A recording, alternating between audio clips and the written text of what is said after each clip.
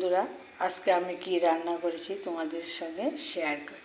এখানে দেখো গরম গরম সাদা ভাত, মুসুরির ডাল, পেঁয়াজ দিয়ে, এখানে মলয়া মাছ বেগুন দিয়ে, আর ভাজা করেছি মলয় মাছ ভাজা, কচু ভাজা, ডালের বড়া। সকালবেলা খাওয়া হয়ে গেছে কিছু। আর সঙ্গে আছে এলাচি লেবু, কাঁচা লঙ্কা আর টক দই। আমি প্রতিদিনই টক দই খাই। তোমরা কি টক দই ভালোবাসো? আমি টক দই খেতে খুব ভালোবাসি। আজকে দুপুরে মেনু এইটুকুই করেছি বন্ধুরা। চলবে তো? সবাই মিলেমিশে আমরা খেয়ে নেব।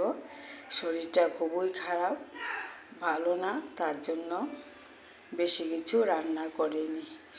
সবাই পাশে থেকো, ভালো থেকো, সুস্থ থেকো। এখানে শেষ করেছি।